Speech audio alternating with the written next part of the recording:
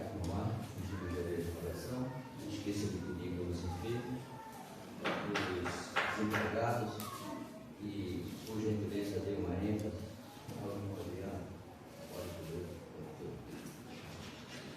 Senhor Deus, nosso Pai, nós te agradecemos por mais uma noite que o Senhor nos consegue estar na tua casa, meu Deus. Agradecemos por cada um dos irmãos que estão aqui. Possamos, meu Deus, louvar o teu nome, agradecer e glorificar. Nós te agradecemos, Senhor, por cada dízimo, por cada oferta que foi depositada no gasofilácio. E agradecemos, meu Deus, porque sabemos que é o Senhor que toca no coração de cada uma dessas pessoas para que elas possam contribuir de bom grado, em gratidão ao Senhor por tudo que o Senhor tem feito por elas. É o Senhor, meu Deus, que traz cada uma dessas pessoas aqui à frente e faz, meu Deus, com que elas possam, livre e espontânea vontade, dar o seu dízimo e a sua oferta. Nós te agradecemos, meu Deus, pelo conselho da igreja, que o Senhor possa cada vez mais fortalecer, possa dar condições, sabedoria, para que eles possam administrar da melhor maneira possível todo esse recurso, que isso seja aplicado na nossa igreja, que esse valor, que esse recurso seja voltado, meu Deus, para atender aqueles que estão necessitados, aqueles que estão com alguma dificuldade dentro de casa, aqueles que estão desempregados, e que assim, meu Pai, o teu nome seja glorificado. E possamos também, cada vez mais, melhorar o nosso tempo, manter a estrutura do nosso tempo, que isso também, meu Deus, seja para a tua glória. Nós te pedimos, meu Deus, que cada vez mais o Senhor capacite cada um desses homens para que eles tomem decisões corretas e que possam, assim, louvar o teu nome, Senhor. Nós te pedimos, meu Deus, para aqueles que estão desempregados, que o Senhor possa conceder, abrir as portas de emprego para essas pessoas e que, ao ter, meu Deus, os seus empregos, elas possam também vir aqui à frente para, com alegria e com gratidão, depositar o seu dízimo e as suas ofertas no gasofilácio. E pedimos, meu Deus, pelos enfermos, que o Senhor possa curar todos aqueles que estão doentes. Temos muitos irmãos enfermos na nossa igreja, irmãos que já estão idosos, que não conseguem mais vir para a igreja. Que o Senhor, meu Pai, possa atender cada um desses irmãos, que o Senhor possa ir ao encontro de cada um deles, possa recuperar a saúde de cada um deles, que assim, meu Deus, eles possam voltar a estar presente na igreja, glorificando o teu nome. Que o Senhor possa recuperar a saúde deles, que o Senhor, meu Deus, também toque em nós para que possamos chegar junto desses irmãos e não deixá-los sozinhos. Possamos, meu Deus, cada vez mais caminhar junto deles. Pedimos especialmente pelo irmão Adriano, que o Senhor, meu Deus, possa recuperá-lo e que logo mais ele esteja de volta no teu tempo. É o que nós te pedimos, te agradecemos, em Cristo Jesus. Amém. Amém.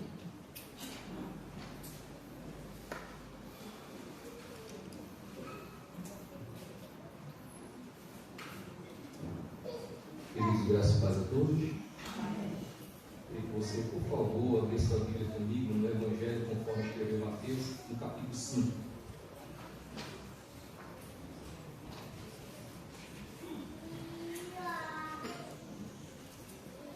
Evangelho conforme escreveu Mateus, capítulo 5. Estarei lendo do verso 1 até o verso 12 e assim estaremos dando sequência à exposição nas bem-aventuranças. Hoje nós temos como foco aprendermos a sétima bem-aventurança, que ela está no verso 9, que fala sobre os pacificadores. Abriremos, irmãos, todo o contexto do verso 1 ao verso 12. Diz assim, irmãos, a palavra do Senhor. Vendo Jesus as multidões, subiu ao monte, e como se assentasse, aproximaram-se os seus discípulos, e ele passou a ensiná-los, dizendo: Bem-aventurados os humildes de espírito, porque deles é o reino dos céus. Bem-aventurados que choram, porque serão consolados. Bem-aventurados os mansos, porque herdarão a terra. Bem-aventurados que têm fome e sede de justiça, porque serão fartos. Bem-aventurados os misericordiosos, porque alcançarão misericórdia. Bem-aventurados os limpos de coração, porque verão a Deus. Bem-aventurados os pacificadores, porque serão chamados filhos de Deus. Bem-aventurados os perseguidos por causa da justiça, porque deles é o reino dos céus. Bem-aventurados sois quando por minha causa os injuriarem, os perseguirem, e mentindo contra vós. Regozijai-vos e exaltai, porque é grande o vosso galardão nos céus, pois assim perseguiram os profetas que viveram antes de morrer. Vamos orar mais uma vez, nesse instante? Bendito Deus, nós agradecemos ao Senhor pela leitura da Tua Palavra, Senhor, que é mais penetrante do que qualquer espada de dois gumes, porque essa espada ela tem o poder de penetrar nas partes mais íntimas do nosso ser, penetra no nosso coração e sonda os nossos pensamentos. A palavra que ela quebranta o mais duro coração e coloca de joelhos o homem mais orgulhoso e que restaura a alma mais destruída. O Senhor fala conosco através da exposição deste texto, especificamente na sétima bem-aventurança, que o Teu Espírito nos ajude a compreender, ó Deus, a Tua palavra, iluminando os olhos da nossa alma para contemplarmos as maravilhas da Tua lei. Que Tu fales, ó Deus, de acordo com a necessidade de cada um de nós, nos alimentando, ó Deus, nos fortalecendo a estarmos de pé para vencermos as tentações e que o Senhor console os nossos corações em meio às lutas, às angústias, às decepções, que o Espírito Santo nos dê ânimo, nos fortaleça. E se porventura em nosso meio houver alguém que ainda não passou pela experiência do novo nascimento, rogamos que o Senhor venha alcançar essas vidas através dessa pregação. Também, Pai, nós intercedemos pela Tua igreja, que está espalhada nos 4 cantos da terra. Nesse momento também em culto, muitas delas, aqui no Brasil, que o Senhor abençoe cada igreja espalhada em nossa nação. Pedimos que o Senhor também abençoe as igrejas que têm sido alvo de perseguição mundo afora, que o Senhor cuide dos teus, dando a graça de suportar as aflições. Que o Senhor abençoe cada pastor, cada missionário que tem recebido a chamada de ensinar e pregar a Tua palavra. Que o Senhor nos ajude, ó Deus, nesses últimos dias aqui na terra, manter a nossa fé firme e acesa, para nos encontrarmos com Cristo e assim reinarmos eternamente com Ele. Em nome de Cristo, que assim oramos ao Senhor e te agradecemos agora e sempre. Amém. O verso 9 diz: bem-aventurados os pacificadores, porque serão chamados filhos de Deus. Queridos, aqui nós estamos diante da 7ª bem-aventurança. E nós estamos diante desta mensagem proferida pelo Senhor Jesus Cristo, que ficou conhecida como o Sermão do Monte. Obviamente, o Sermão do Monte ele não se limita apenas do verso 1 ao verso 12, mas ele está registrado nesses 3 capítulos sequenciais, capítulo 5, 6 e no capítulo 7. Nós temos aprendido nesses domingos, a partir do momento que começamos a expor o Sermão do Monte, que há uma grande importância para nós. Ainda que ele tenha sido proferido aproximadamente 2 mil anos atrás, mas ele tem a sua importância e ao mesmo tempo encontramos a profundidade e relevância de cada uma dessas bem-aventuranças. É preciso dizer que essas bem-aventuranças elas não são simplesmente frases de efeito, não são simplesmente frases que alguém pode achar ela interessante, até mesmo ter um teor filosófico e colocar no quadro da sua parede e estar olhando ele simplesmente como uma palavra de moralidade. Porque este não foi o propósito pelo qual Cristo ele proferiu essas bem-aventuranças. Também não é a intenção do Senhor Jesus Cristo que as bem-aventuranças sejam simplesmente como um recorte para você colocar no status do seu WhatsApp, por exemplo, ou que você está comentando. Mas as bem-aventuranças, de fato, são mensagens desafiadoras para nós vivermos ela em nosso dia a dia. É isso que nós somos desafiados aqui pelo Senhor Jesus Cristo. Cristo ele nos mostra nessas bem-aventuranças como deve ser a nossa conduta. É isso que eu queria que você não esquecesse. Repito, Cristo aqui nas bem-aventuranças nos nos ensina como deve ser a nossa conduta. Porque essas bem-aventuranças elas estão falando exatamente sobre a conduta do cidadão do céu. Quem não é cidadão do céu não se encaixará, não encontrará harmonia, nem terá afinidade com essas bem-aventuranças. Mas as bem-aventuranças falam da conduta do cidadão do céu. Ela nos ensina como deve ser o nosso comportamento. Você tem encontrado de modo claro e objetivo como deve ser o seu comportamento, à luz daquilo que Deus deseja para você? Leia as bem-aventuranças, porque ela fala sobre a nossa conduta e o nosso comportamento. Nós vimos na semana passada a sexta bem-aventurança, que fala sobre os limpos de coração. Porque o verso anterior, o verso 8, fala: bem-aventurados os limpos de coração, porque verão a Deus. Nós vimos na ocasião que coração, de acordo com a Bíblia, de um modo geral, ele não está falando sobre o órgão que está no lado esquerdo do nosso peito, responsável para bombear o sangue de todo o nosso corpo. Mas quando a Bíblia ela fala sobre essa expressão coração, a Bíblia, na verdade, está se referindo ao centro dos nossos pensamentos, onde residem os nossos desejos, intenções, segredos e vontades. É no coração que reside tudo isso. Também nós aprendemos que quando o pecado ele entrou no mundo, ele não apenas entrou no cosmos, mas o pecado entrou no coração do homem. E assim o pecado manchou o coração do homem, fazendo com que o homem fosse destituído da glória de Deus. Mas também vimos que a regeneração é a obra do Espírito Santo, no qual o Espírito Santo faz um transplante de coração. Está escrito lá em Ezequiel que o Espírito Santo ele tira o coração de pedra e coloca um coração de carne. Então isso é uma ação de transplante.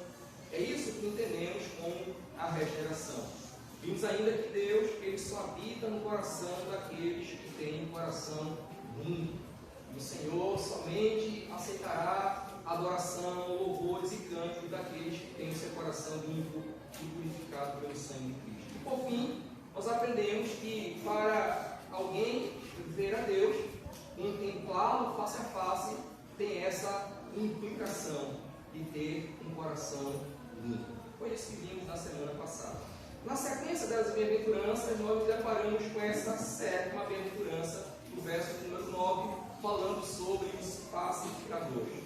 E a promessa para os pacificadores é que eles serão chamados filhos de Deus.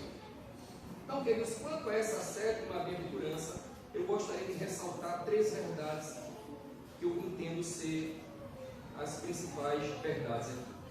Em primeiro lugar, nós aprendemos aqui que Deus é o autor da paz. Deus é o autor da paz.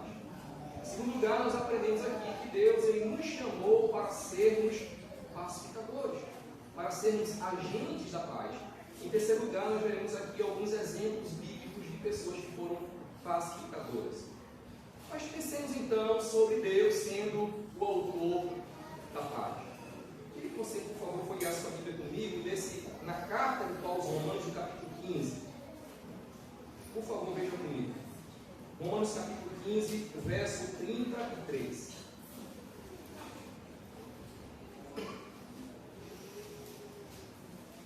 Observe comigo, queridos, que o texto sagrado nos diz o seguinte.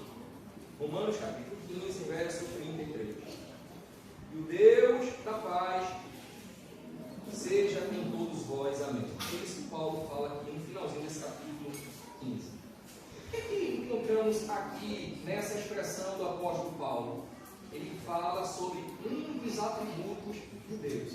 Como nós sabemos, Deus ele tem uma natureza infinita. E essa natureza infinita de Deus, ele manifesta-se a nós por meio dos seus atributos. E um desses atributos, que nós chamamos de atributo comunicável, nós encontramos a paz. Na verdade, Deus ele é a essência da paz. Ele é a fonte da paz. Ele é a própria paz. No Antigo Testamento, a palavra paz é chamada de shalom. E o shalom só existe por causa de Deus. Deus não simplesmente produz a paz, nem ele manifesta a paz, mas ele é a própria paz. A paz Deus que é a fonte e o autor da paz. É isso que Paulo fala aqui, o Deus da paz. Deus, irmãos e irmãs, nos criou para desfrutarmos da sua paz. Quando Deus criou Adão como nosso pai, o nosso representante, a intenção do Senhor era que o homem, por meio do primeiro homem Adão, desfrutasse da sua paz. E não apenas o homem deveria desfrutar da paz de Deus, mas o homem deveria compartilhar a paz do seu coração com outro homem. Essa é a intenção de Deus. O Deus da paz queria que o homem vivesse em paz com Deus e uns com os outros. Deus, ele sempre desejou isso. Deus, queridos, ele não se agrada das guerras. Deus, ele não se agrada dos conflitos, de brigas, intrigas, litígios, dissensões e contendas. Isso não faz parte da natureza de Deus. Pelo contrário, Deus, ele abomina as guerras, conflitos, dissensões, intrigas, brigas. Ele reprova isso, porque isso vai de encontro à sua natureza divina. Mas vejam que já que o homem ele quebrou o pacto, o homem passou a se tornar inimigo de Deus. O homem comprou a briga com Deus. Ele entrou num cenário de guerra com Deus. Ele entrou em inimizade com Deus. Portanto, o homem perdeu a paz quando ele pecou contra Deus. Isso que nós vamos encontrar de Gênesis 3 até o finalzinho da revelação. O homem guerreando contra Deus. O homem não tem paz. Ainda que o homem busque desesperadamente a paz, ele nunca vai encontrar se ele não buscar essa paz na fonte da paz, que é Deus. Nós vamos encontrar o profeta Isaías, aproximadamente 800 anos da encarnação de Cristo, no capítulo 9, verso 6, dizendo que nasceria o Emanuel, que seria o príncipe da paz. Quando Cristo ele nasce, ele está exatamente cumprindo com essa profecia, sendo o príncipe da paz. E quando Cristo ele vem ao mundo, ele vem para unir o homem que está em inimizade com Deus, por meio dele, para que o homem desfrute da paz. Paulo entendeu muito bem essa doutrina, e quando ele escreve lá em Efésios capítulo 2, queria que você visse comigo, capítulo 2, verso 13 ao verso 18, ele nos explica de uma forma muito didática a respeito dessa missão de Cristo de ser o agente da paz. O verso 13 vai dizer o seguinte: mas agora em Cristo Jesus, vós que antes estavas longe, fostes aproximados pelo sangue de Cristo. Verso 14: porque Ele é a nossa paz, o qual de ambos fez um, e tendo derribado a parede da separação que estava no meio, a inimizade, aboliu na sua carne a lei dos mandamentos na forma de ordenanças, para que os dois criassem em si um só homem, fazendo a paz. Veja, a ação sempre de Cristo, fazendo a paz.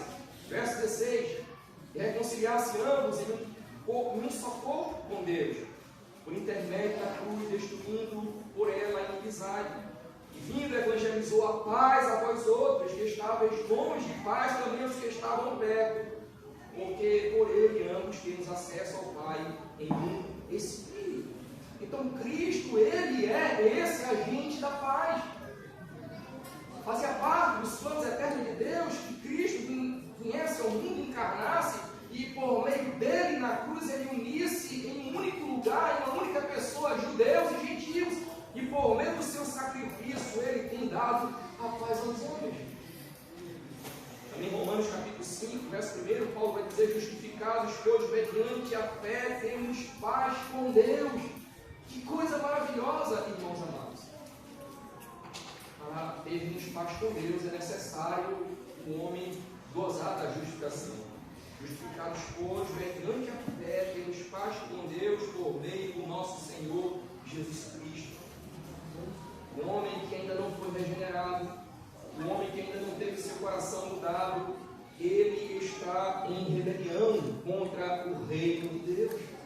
Ele está dentro de um reino paralelo de rebeldes que está guerreando contra o Deus vivo e verdadeiro. Ainda que o homem não tenha consciência disso, mas o homem é um rebelde dentro do reino de Deus. Ele está guerreando contra a realeza de Cristo. O homem ele procura desonrar a lei de Deus, ele procura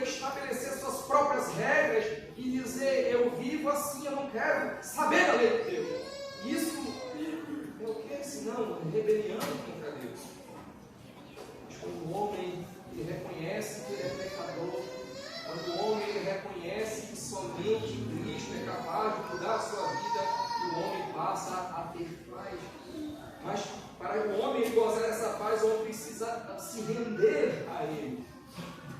E a imagem que eu tenho na minha cabeça, quando eu penso nesse aspecto aqui, é de um soldado que ele olha para o seu opositor e ele está consciente que ele que é o inimigo que está afrontando o outro exército. Então ele pega o seu fuzil em uma ação de rendição, levanta de um lado e levanta na outra mão a bandeira branca, dizendo: eu me rendo, eu me rendo. E assim, ao se entregar ao exército opositor, ele pede paz. É isso que acontece quando o homem se rende a Cristo, quando ele reconhece os seus pecados, ele está levantando bandeira branca. E quando ele faz isso, ele de fato encontra essa paz. É isso que nós aprendemos da palavra de Deus. Deus, ele é fonte da paz. E essa paz, ela é oferecida de graça não somente por meio de Cristo, mas para que o homem goze dessa paz, é preciso que ele se renda a Cristo. Mas vejam que a segunda verdade que encontramos aqui nessa bem-aventurança é que Deus, ele nos chamou para sermos agentes da paz. É isso que Cristo fala? Bem-aventurados pacificadores, porque serão chamados filhos de Deus. Mas o que vem a ser um pacificador? O pacificador, ele atua em dois aspectos.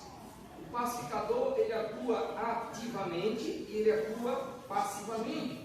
Passivamente, ele vai fazer todo o esforço para não entrar em conflito.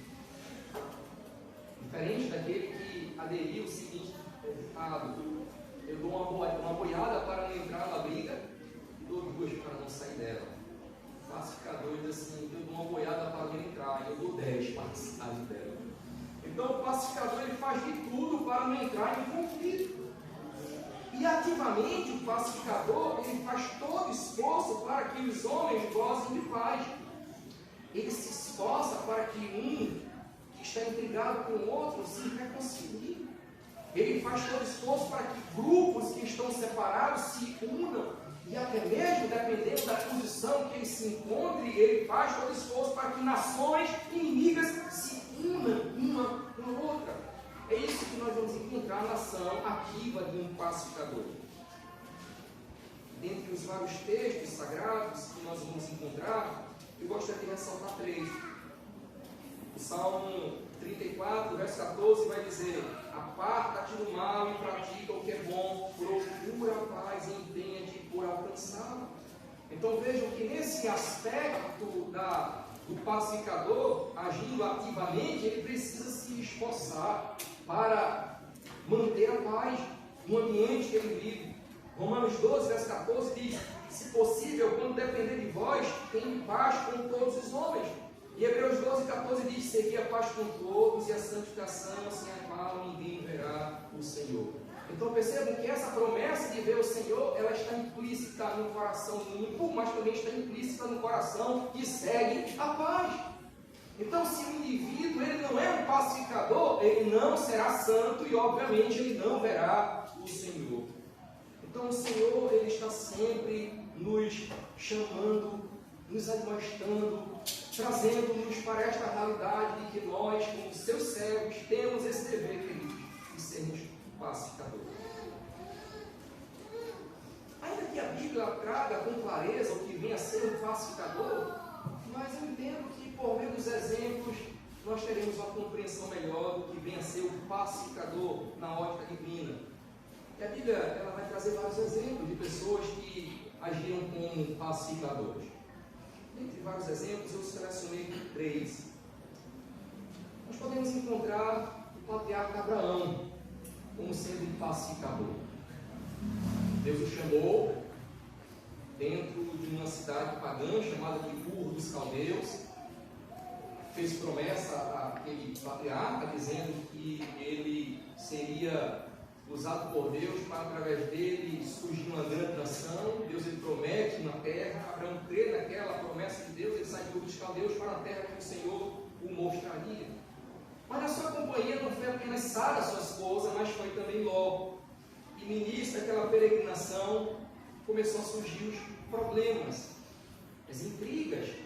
Abraão ele era um homem rico, ele era um homem que tinha muitos animais que pastavam, ele tinha muito gado, ele era um homem, além de ser um fazendeiro,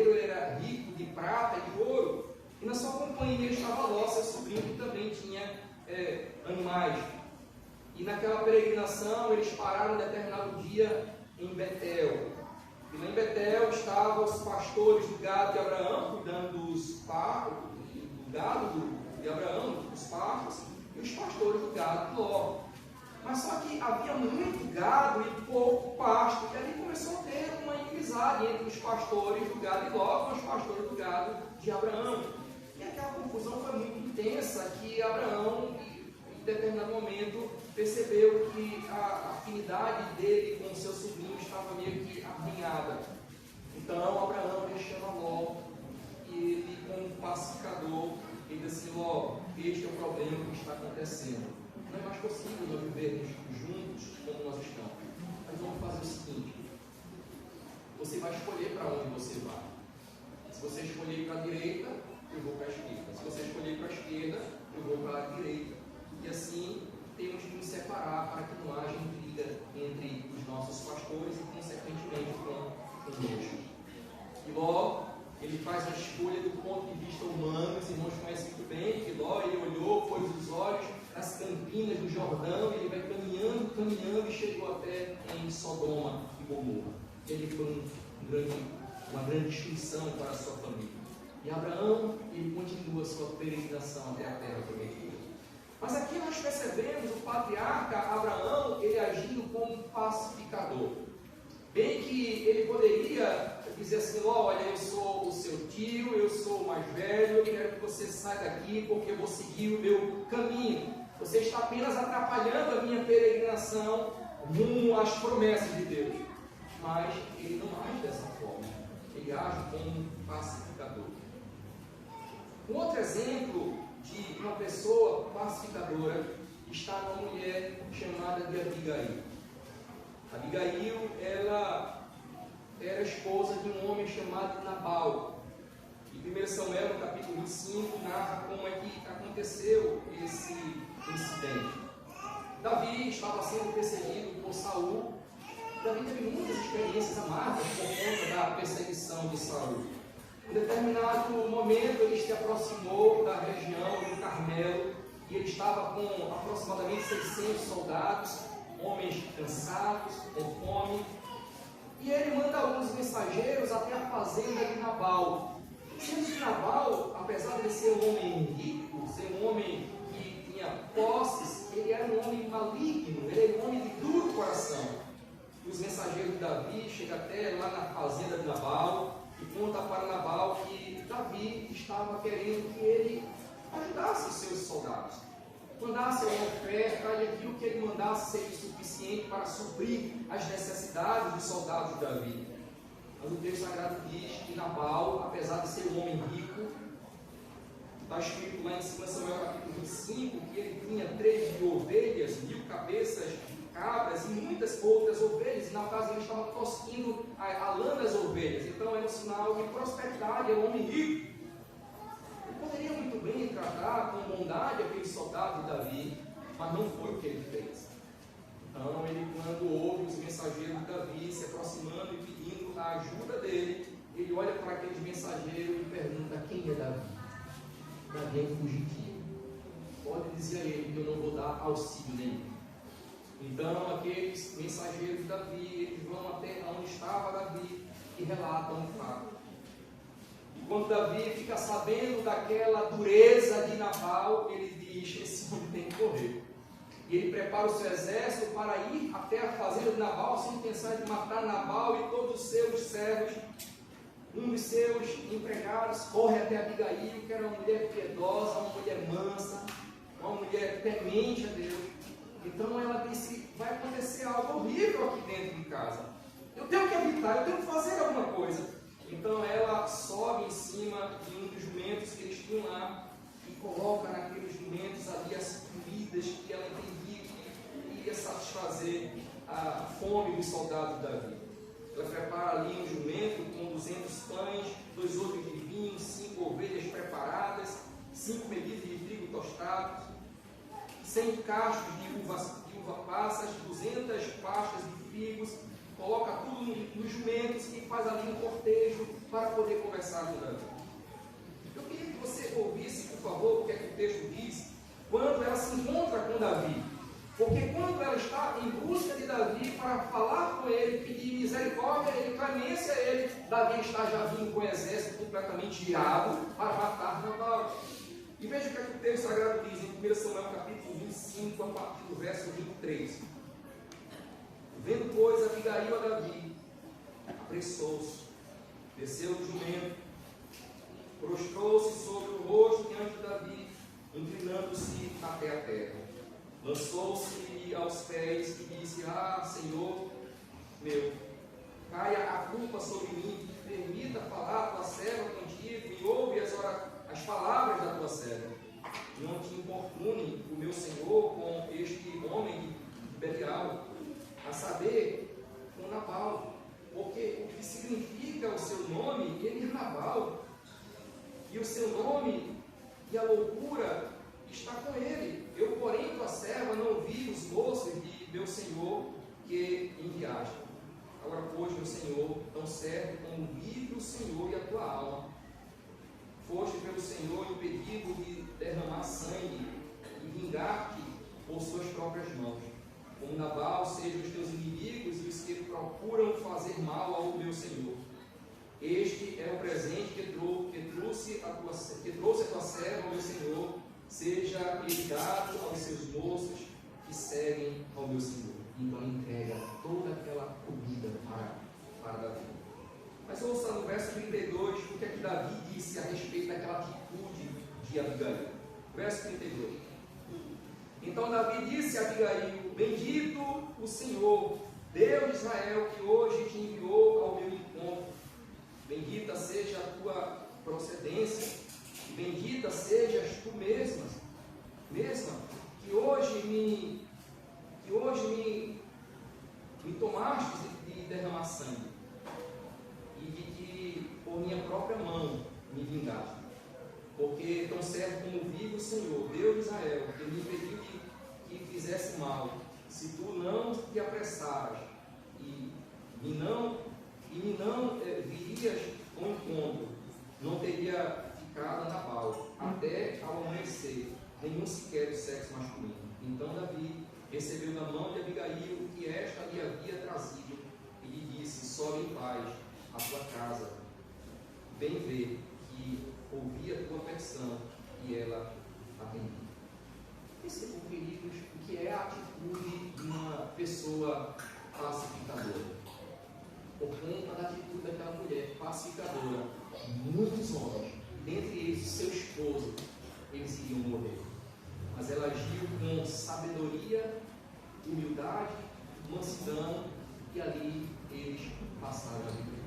No terceiro exemplo de pacificador, nós temos o apóstolo Paulo. Nós vamos ver com muita clareza a ação pacificadora do apóstolo Paulo quando ele escreve uma das cartas menores que ele tem. Eu me refiro à carta a Filemon. Uma carta tão pequenininha que o leitor pode até passar desapercebido dessa carta. Ela fica no início, próximo da carta dos Hebreus.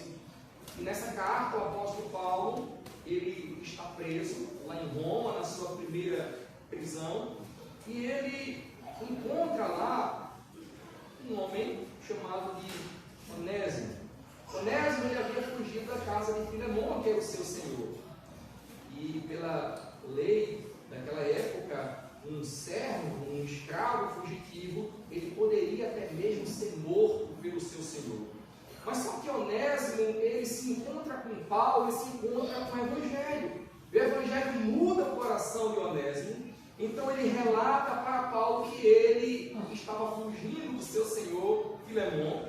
Então Paulo, ele age como pacificador. Ele escreve essa carta para fazer reconciliação entre o escravo fujão e o seu senhor. E nessa carta, Paulo, ele diz que Filemon, ele era um servo de Deus, era cooperador do Evangelho, na sua casa, inclusive, a igreja se reunia. Então Paulo, ele pede para que Filemon, ele não recebesse Onésimo simplesmente como escravo, mas como irmão em Cristo. E assim Onésimo ele volta para o seu Senhor com a carta escrita pelo punho do apóstolo Paulo. É dessa forma, queridos, que nós vamos encontrar vários exemplos na Bíblia de homens e mulheres que agiram como pacificadores. Esses exemplos, eles mostram para nós que ser um pacificador não é um sinal de fraqueza. Ser um pacificador não é um sinal de medo. Ser um pacificador, pelo contrário, é um sinal de uma pessoa que é humilde. Um pacificador é um sinal de uma pessoa que ela é sábia. Um pacificador é um sinal de uma pessoa que ela tem domínio próprio. É isso que encontramos com Abraão, com Abigail e com o apóstolo Paulo e muitos outros. Eles tiveram a graça, a sabedoria, a virtude do Espírito Santo de agir como pacificador. E assim estabeleceu a ordem e a paz entre as pessoas. Muito bem. Mas o que fazer? Talvez seja essa a sua pergunta. Para ser um pacificador. O que fazer, pastor, para ser um pacificador? De acordo com o mundo, para a paz acontecer, dentre algumas sugestões, é importante fazer uma caminhada da paz. De acordo com o mundo, já foi feito muitas caminhadas da paz, onde as pessoas se vestem de branco e vão caminhando de mãos dadas, e isso em uma avenida conhecida, e no final dessa caminhada as pessoas soltam pombas brancas, representando a paz, e assim pedindo a paz a não sei quem. E essas tentativas têm sido feitas uma ou outra, em um e outro momento, mas a paz desejada, ela nunca aparece. Sabe por quê? Porque as pessoas estão buscando a paz em caminhos que nunca irão encontrar. Mas o que fazer então para nós encontrarmos a paz? Em primeiro lugar, para sermos um pacificador, nós necessitamos da paz, da fonte que vem de Deus. Jamais seremos pacificadores sem a paz de Deus. E essa paz de Deus, ela vem por meio de Cristo. Ele mesmo falou: deixo-vos a paz, a minha paz vos dou. Não vos la dou como dá o mundo, está escrito em João 14, verso 27. Em primeiro lugar, para que você seja um pacificador, você precisa da paz de Deus por meio de Cristo. Seu coração precisa estar vencido por Cristo. Se a paz de Deus não estiver reinando no seu coração, meu amigo, você nunca será um pacificador. Como é que você vai dar aquilo que você não tem? Impossível. O homem ele só poderá ser um pacificador se a paz estiver reinando no seu coração. E aqui que está o grande problema do mundo. É porque o mundo está buscando a paz, mas ele não tem o príncipe da paz no seu coração. Por isso encontramos tantos conflitos.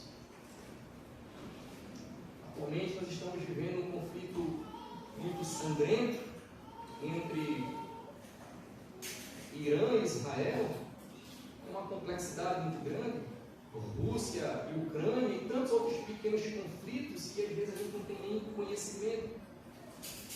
Mas imagine se o coração desses homens estivesse o príncipe da paz reinando nessas vidas. Será que aconteceria esses conflitos e guerras? Jamais, queridos. Se o coração dos homens tivesse Cristo como príncipe da paz, não haveria guerra, conflito, intrigas, derramamento de sangue. O grande problema do homem é o pecado. E esse grande problema só será resolvido se o homem tiver Cristo reinando no seu coração. Mas em segundo lugar, o que fazer para promover a paz? Aqueles que têm o príncipe da paz podem, em segundo lugar, agir da seguinte forma: perder para ganhar. Nosso orgulho sempre quer que no embate, na discussão, apenas venhamos a ganhar, né? Ganhar.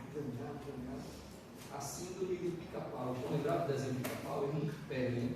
Ele só entra para ganhar. Mas aqueles que desejam a paz precisam, em alguns momentos, perder o debate para ganhar lá na frente. Em terceiro lugar, aceite provocações. Às vezes é necessário nós ouvirmos provocações e às vezes o dedo abanando e você ficar calado. Há momentos assim necessários para promover a paz, sim. Em quarto lugar, não passe adiante as amarguras do outro.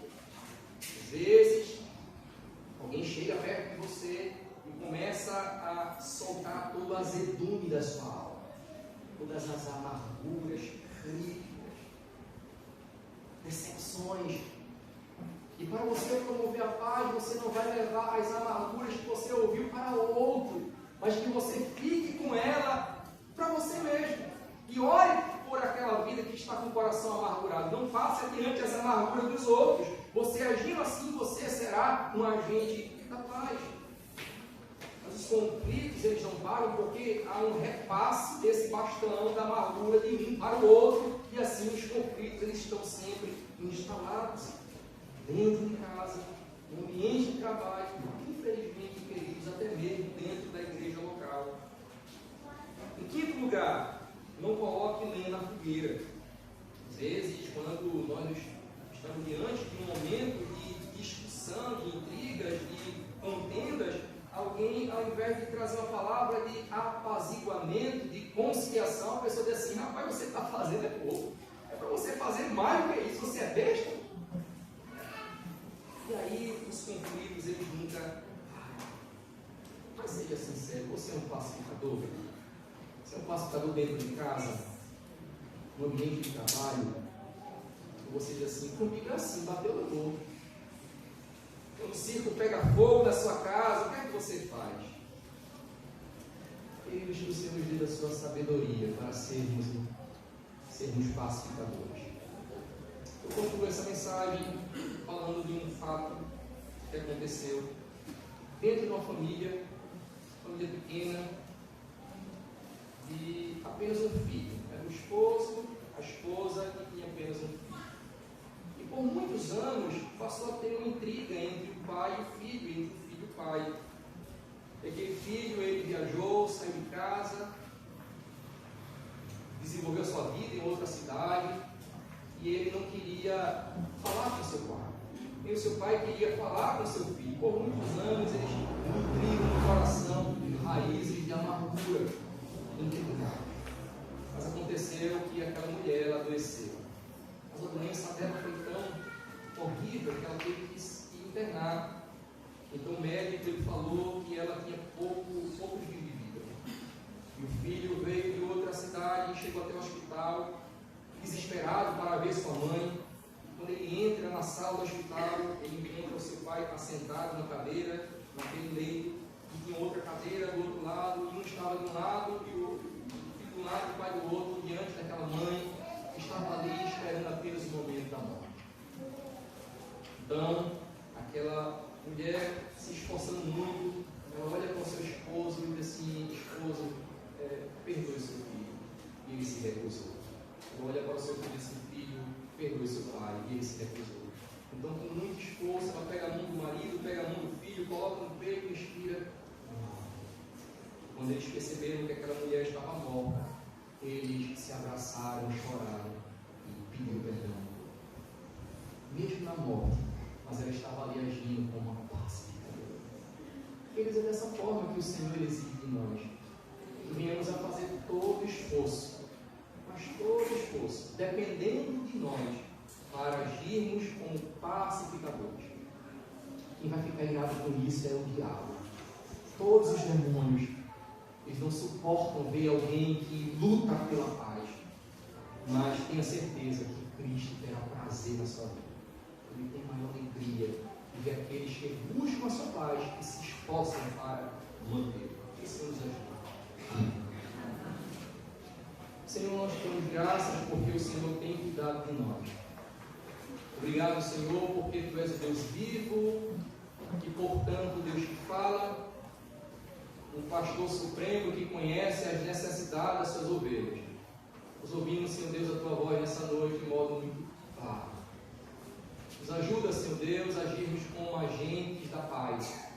Que Cristo esteja entronizado como um príncipe da paz em nosso coração. Nos dá, Senhor Deus, da Tua graça, para não nutrirmos amarguras em nosso coração, raiva, ira, mas que venhamos, ó Deus, a perdoar aqueles que nos ofendem, aqueles que nos pedem perdão, que venhamos a liberar perdão.